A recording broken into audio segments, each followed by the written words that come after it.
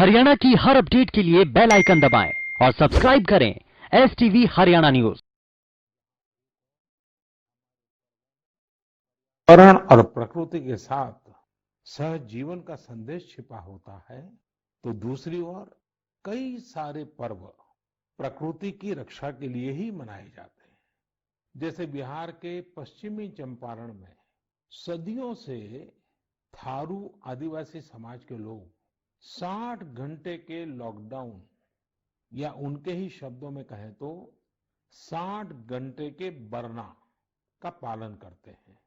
प्रकृति की रक्षा के लिए बरना को थारू समाज ने अपनी परंपरा का हिस्सा बना लिया है और सदियों से बनाया है। इस दौरान न कोई गांव में आता है, न ही कोई अपने घरों से बाहर निकलता है।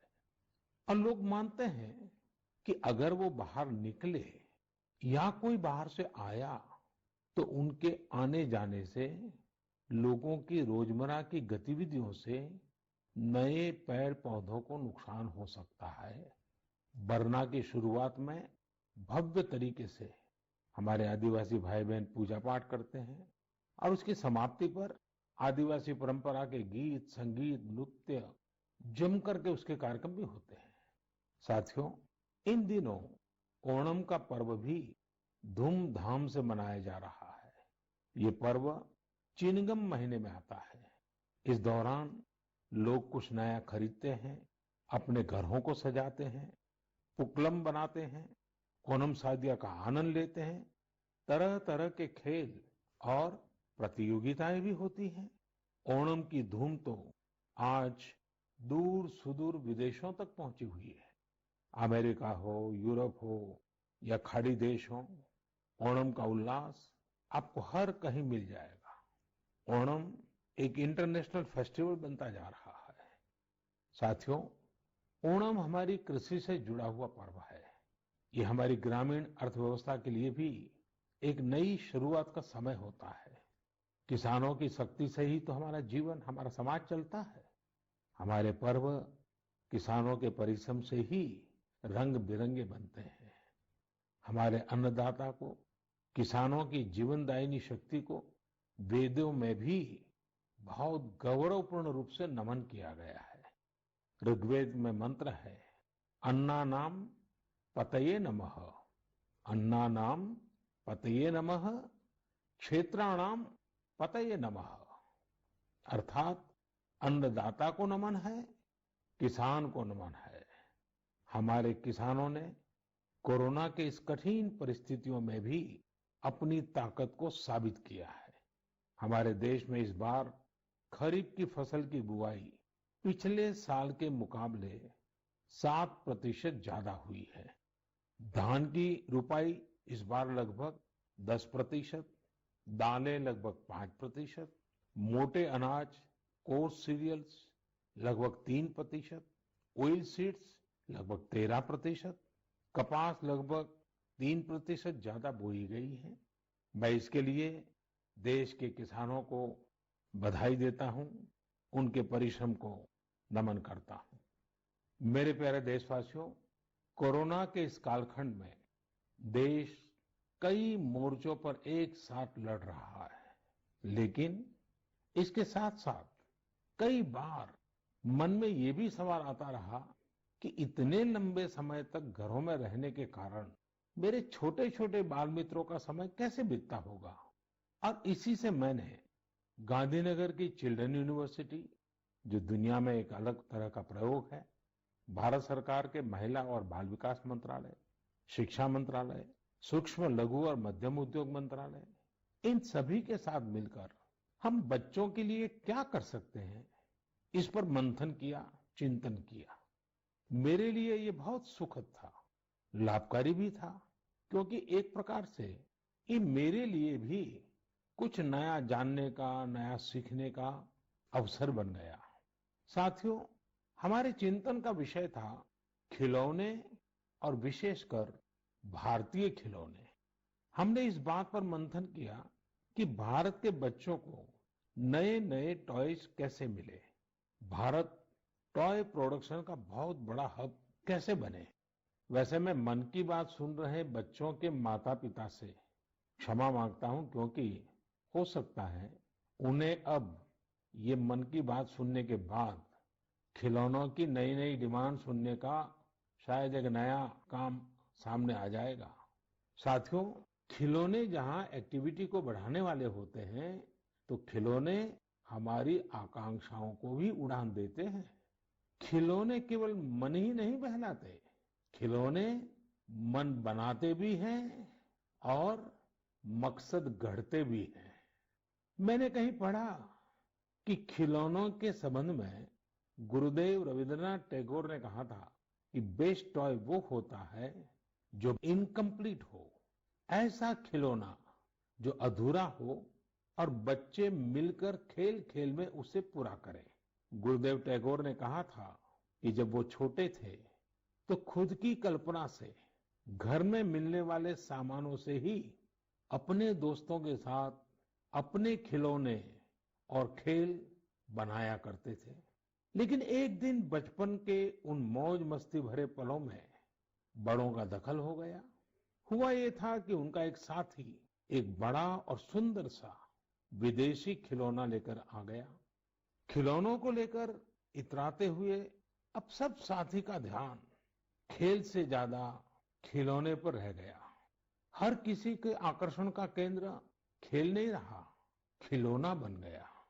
जो बच्चा कल तक सबके साथ खेलता था, सबके साथ रहता था, घुल मिल जाता था, खेल में डूब जाता था, वो अब दूर रहने लगा। एक तरह से बाकी बच्चों से भेद का भाव उसके मन में बैठ गया। महंगे खिलौने में बनाने के लिए भी कुछ नहीं था, सीखने के लिए भी कुछ नहीं था।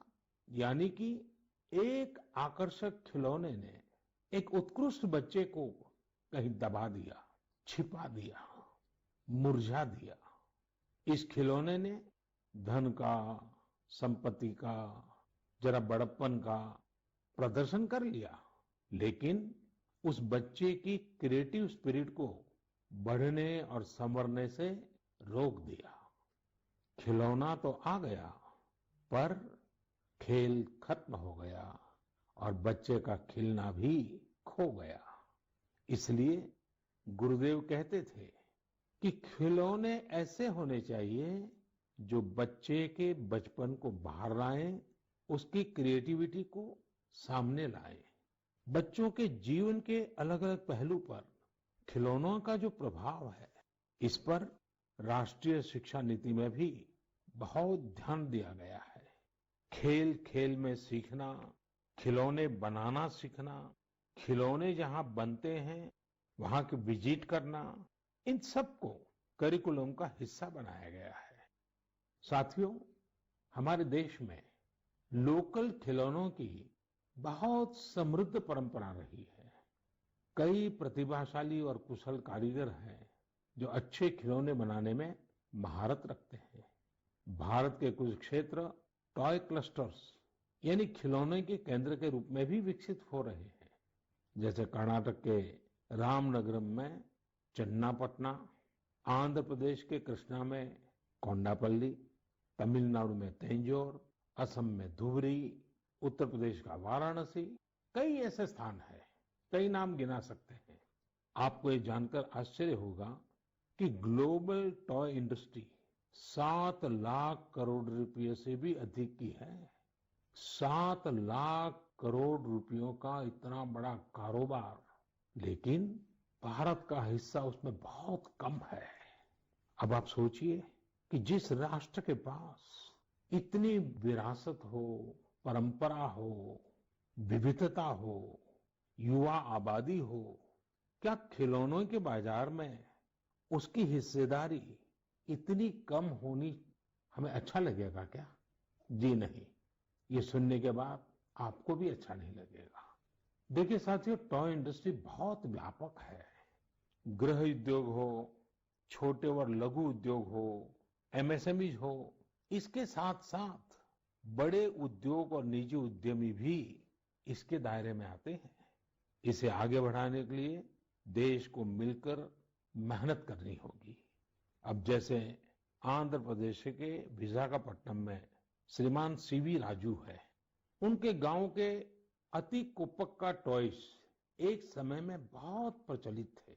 इनकी खासियत ये थी कि खिलौने लकड़ी से बनते थे और दूसरी बात ये कि इन खिलौनों में आपको कहीं कोई एंगल या कोण नहीं मिलता था।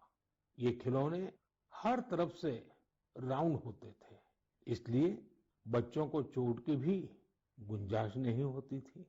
सीवी राजू ने एतिकोप्पका टॉयज के लिए अब अपने गांव के कारीगरों के साथ मिलकर एक तरह से नया मूवमेंट शुरू कर दिया है।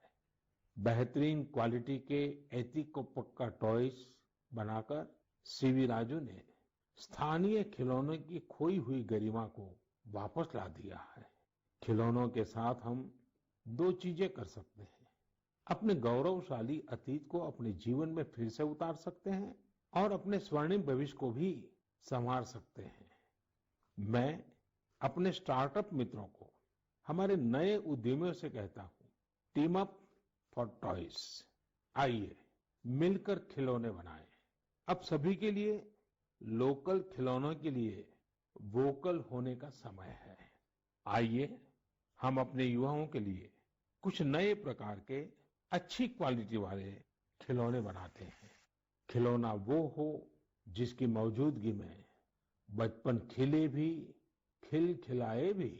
हम ऐसे खिलौने बनाएं जो पर्यावरण के भी अनुकूल हो। साथियों, इसी तरह अब कंप्यूटर और स्मार्टफोन के इस जमाने में कंप्यूटर गेम्स का भी बहुत ट्रेंड है। ये गेम्स बच्चे भी खेलते हैं, बड़े भी खेलते हैं, लेकिन इनमें भी जितने गेम्स होते हैं उनकी थीम्स भी अधिकतर बाहर की ही होती है। हमारे देश में इतने आइडियाज हैं, इतने कंसेप्ट्स हैं, बहुत समृद्ध हमारा इतिहास रहा है कि हाँ, हम उन पर गेम्स बना सकते हैं। मैं देश के युवा टैलेंट से कहता हूं, आप भारत में भी गेम्स बनाइए और भारत के भी गेम्स बनाइए। कहा भी जाता है, लेट द गेम्स बिगिन। तो चलो खेल शुरू करते हैं। साथियों, आत्मनिर्भर भारत अभियान में वर्चुअल गेम्स हो, टॉयज का सेक्टर हो, सबने बहुत महत्वपूर्ण भूमिका निभानी है और ये अवसर भी है। जब आज से 100 वर्ष पहले असहयोग आंदोलन शुरू हुआ तो गांधी जी ने लिखा था कि असहयोग आंदोलन देशवासियों में आत्मसम्मान और अपनी शक्ति का बोध कराने का एक प्रयास है। आज जब हम देश को आत्मनिर्भर बनाने का प्रयास कर रहे हैं तो हमें पूरे आत्मविश्वास के साथ आगे बढ़ना है। हर क्षेत्र में देश को आत्मनिर्भर बनाना है। असहयोग आंदोलन के रूप में जो बीज बोया गया था उसे अब आत्मनिर्भर भारत के वटवृक्ष में परिवर्तित करना हम सबका दायित्व है। मेरे प्यारे देशवासियों, भारतीयों के इनोवेशन और सॉल्यूशन देने की क्षमता का लोहा हर कोई मानता है और जब समर्पण भाव हो, संवेदना हो, तो ये शक्ति असीम बन जाती है। इस महीने की शुरुआत में देश के युवाओं के सामने एक ऐप इनोवेशन चैलेंज रखा गया। इस आत्मनिर्भर भारत ऐप इनोवेशन चैलेंज में हमारे युवाओं ने बढ़ चढ़कर के हिस्सा लिया। करीब 7,000 एंट्रीज आई। उसमें भी करीब करीब 2/3 ऐप्स टियर 2 और टियर 3 शहरों के युवाओं ने बनाए हैं। ये आत्मनिर्भर भारत के लिए, देश के भविष्य के लिए बहुत शुभ संकेत है। आत्मनिर्भर ऐप इनोवेशन चैलेंज के रिजल्ट देखकर आप जरूर प्रभावित होंगे। काफी जांच परख के बाद अलग अलग कैटेगरी में लगभग 2 दर्जन ऐप्स को अवार्ड भी दिए गए हैं। आप जरूर इन ऐप्स के बारे में जानें और उनसे जुड़े। हो सकता है आप भी ऐसा कुछ बनाने के लिए प्रेरित हो जाएं। इनमें एक ऐप है कुटुकी किड्स लर्निंग ऐप। ये छोटे बच्चों के लिए ऐसा इंटरेक्टिव ऐप है जिसमें गानों और कहानियों के जरिए बात बात में ही बच्चे मैथ, साइंस में बहुत कुछ सीख सकते हैं। इसमें एक्टिविटीज भी हैं, खेल भी हैं। इसी तरह एक माइक्रो ब्लॉगिंग प्लेटफॉर्म का भी ऐप है। इसका नाम है कू, KOO, कू। इसमें हम अपनी मातृभाषा में टेक्स्ट, वीडियो और ऑडियो के जरिए अपनी बात रख सकते हैं, इंटरेक्ट कर सकते हैं। इसी तरह चिंगारी ऐप भी युवाओं के बीच काफी पॉपुलर हो रहा है। एक ऐप है आस्क सरकार। इसमें चैटबॉट के जरिए आप इंटरेक्ट कर सकते हैं और किसी भी सरकारी योजना के बारे में सही जानकारी हासिल कर सकते हैं, वो भी टेक्स्ट, ऑडियो और वीडियो तीनों तरीकों से। ये आपकी बड़ी मदद कर सकता है। एक और ऐप है स्टेप सेट गो। ये फिटनेस ऐप है। आप कितना चले, कितनी कैलोरीज बर्न की, ये सारा हिसाब ये ऐप रखता है और आपको फिट रहने के लिए मोटिवेट भी करता है। मैंने कुछ ही उदाहरण दिए हैं। कई और ऐप्स ने भी इस चैलेंज को जीता है। कई बिजनेस ऐप्स हैं, गेम्स के ऐप्स हैं, जैसे is equal to books and expense, Zoho workplace, FTC talent. आप इनके बारे में नेट पर सर्च करिए, आपको बहुत जानकारी मिलेगी। आप भी आगे आए, कुछ इनोवेट करें, कुछ इम्प्लीमेंट करें। आपके प्रयास आज के छोटे छोटे स्टार्टअप्स कल बड़ी बड़ी कंपनियों में बदलेंगे और दुनिया में भारत की पहचान बनेंगे। और आप ये मत भूलिए कि आज जो दुनिया में बहुत बड़ी बड़ी कंपनियां नजर आती है ना, वे भी कभी स्टार्टअप हुआ करती थी।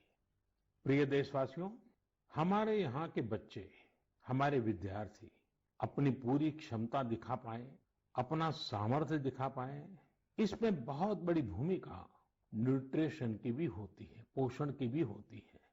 पूरे देश में सितंबर महीने को पोषण माह, न्यूट्रिशन मंथ के रूप में मनाया जाएगा। नेशन और न्यूट्रिशन का बहुत गहरा संबंध होता है। हमारे यहाँ एक कहावत है, यथा अन्नम तथा मन्नम, यानी जैसा अन्न होता है वैसा ही हमारा मानसिक और बौद्धिक विकास भी होता है। एक्सपर्ट्स कहते हैं कि शिशु को गर्भ में और बचपन में जितना अच्छा पोषण मिलता है, उतना अच्छा उसका मानसिक विकास होता है और वो स्वस्थ रहता है। बच्चों के पोषण के लिए भी उतना ही जरूरी है कि माँ को भी पूरा पोषण मिले। और पोषण या न्यूट्रिशन का मतलब केवल इतना ही नहीं होता कि आप क्या खा रहे हैं, कितना खा रहे हैं, कितनी बार खा रहे हैं। इसका मतलब है आपके शरीर को कितने जरूरी पोषक तत्व, न्यूट्रिएंट्स मिल रहे हैं। आपको आयरन, कैल्शियम मिल रहे हैं या नहीं, सोडियम मिल रहा है या नहीं, विटामिन मिल रहे हैं या नहीं, ये सब न्यूट्रिशन के बहुत इंपॉर्टेंट एस्पेक्ट्स हैं। न्यूट्रिशन के इस आंदोलन में पीपल पार्टिसिपेशन भी बहुत जरूरी है। जन भागीदारी ही इसको सफल करती है। पिछले कुछ वर्षों में इस दिशा में देश में काफी प्रयास किए गए हैं। खासकर हमारे गांवों में इसे जन भागीदारी से जन आंदोलन बनाया जा रहा है। पोषण सप्ताह हो, पोषण माह हो, इनके माध्यम से ज्यादा जागरूकता पैदा की जा रही है। स्कूलों को जोड़ा गया है, बच्चों के लिए प्रतियोगिताएं हो, उनमें अवेयरनेस बढ़े, इसके लिए भी लगातार प्रयास जारी हैं। जैसे क्लास में एक क्लास मॉनिटर होता है, उसी तरह न्यूट्रिशन मॉनिटर भी हो, रिपोर्ट कार्ड की तरह न्यूट्रिशन कार्ड भी बने, इस तरह की भी शुरुआत की जा रही है। पोषण माह, न्यूट्रिशन मंथ के दौरान माय गॉव पोर्टल पर एक फूड एंड न्यूट्रिशन क्विज भी आयोजित की जाएगी और साथ ही एक मीम कंपटीशन भी होगा। आप खुद पार्टिसिपेट करें और दूसरों को भी मोटिवेट करें। साथियों, अगर आपको गुजरात में सरदार वल्लभ भाई पटेल के स्टैच्यू ऑफ यूनिटी जाने का अवसर मिला होगा और कोविड के बाद जब वो खुलेगा और आपको जाने का अवसर मिलेगा, तो वहां एक यूनिक प्रकार का न्यूट्रिशन पार्क बनाया गया है। खेल खेल में ही न्यूट्रिशन की शिक्षा आनंद प्रमोद के साथ वहां जरूर देख सकते हैं। साथियों, भारत एक विशाल देश है। खान पान में ढेर सारी विविधता है। हमारे देश में 6 अलग अलग ऋतुएं होती हैं। अलग अलग क्षेत्रों में वहां के मौसम के हिसाब से अलग अलग चीजें पैदा होती हैं। इसलिए ये बहुत ही महत्वपूर्ण है कि हर क्षेत्र के मौसम, वहां के स्थानीय भोजन और वहां पैदा होने वाले अन्न, फल, सब्जियों के अनुसार एक पोषक न्यूट्रिएंट रिच डाइट प्लान बने। अब जैसे मिलेट्स, मोटे अनाज, रागी है, ज्वार है, ये बहुत उपयोगी पोषक आहार है। एक भारतीय कृषि कोष तैयार किया जा रहा है। इसमें हर एक जिले में क्या क्या फसल होती है, उनकी न्यूट्रिशन वैल्यू कितनी है, इसकी पूरी जानकारी होगी। ये आप सबके लिए बहुत बड़े काम का कोष हो सकता है। आइए, पोषण माह में पौष्टिक खाने और स्वस्थ रहने के लिए हम सभी को प्रेरित करें। प्रिय देशवासियों, बीते दिनों जब हम अपना स्वतंत्रता दिवस मना रहे थे, तब एक दिलचस्प खबर पर मेरा ध्यान गया। ये खबर है हमारे सुरक्षा बलों के 2 जाबाज किरदारों की। एक है सोफी और दूसरी विदा। सोफी और विदा इंडियन आर्मी के श्वान है, डॉग्स है, और उन्हें chief of army staff commendation card से सम्मानित किया गया है। पालने की सोचें, आप जरूर इनमें से ही किसी इंडियन ब्रीड के डॉग को घर लाएं। आत्मनिर्भर भारत जब जन मन का मंत्र बन ही रहा है, तो कोई भी क्षेत्र इससे पीछे कैसे छूट सकता है। मेरे प्रिय देशवासियों, कुछ दिनों बाद 5 सितंबर को हम शिक्षक दिवस मनाएंगे। हम सब जब अपने जीवन की सफलताओं को, अपनी जीवन यात्रा को देखते हैं, तो हमें अपने किसी न किसी शिक्षक की याद अवश्य आती है। तेजी से बदलते हुए समय और कोरोना के संकट काल में हमारे शिक्षकों के सामने भी समय के साथ बदलाव की एक चुनौती लगती है। मुझे खुशी है कि हमारे शिक्षकों ने इस चुनौती को न केवल स्वीकार किया, बल्कि उसे अवसर में बदल भी दिया है। पढ़ाई में तकनीक का ज्यादा से ज्यादा उपयोग कैसे हो, नए तरीकों को कैसे अपनाएं, छात्रों को मदद कैसे करें, ये हमारे शिक्षकों ने सहजता से अपनाया है और अपने स्टूडेंट्स को भी सिखाया है। आज देश में हर जगह कुछ न कुछ इनोवेशन हो रहे हैं। शिक्षक और छात्र मिलकर कुछ नया कर रहे हैं। मुझे भरोसा है, जिस तरह देश में राष्ट्रीय शिक्षा नीति के जरिए एक बड़ा बदलाव होने जा रहा है, हमारे शिक्षक इसका भी लाभ छात्रों तक पहुंचाने में अहम भूमिका निभाएंगे। साथियों, और विशेषकर मेरे शिक्षक साथियों, वर्ष 2022 में हमारा देश स्वतंत्रता के 75 वर्ष का पर्व मनाएगा। स्वतंत्रता के पहले अनेक वर्षों तक हमारे देश में आजादी का जंग, उसका एक लंबा इतिहास रहा है। इस दौरान देश का कोई कोना ऐसा नहीं था जहां आजादी के मतवालों ने अपने प्राण न्योछावर न किए हों, अपना सर्वस्व त्याग न दिया हो। ये बहुत आवश्यक है कि हमारी आज की पीढ़ी, हमारे विद्यार्थी आजादी की जंग, हमारे देश के नायकों से परिचित रहे, उसे उतना ही महसूस करें।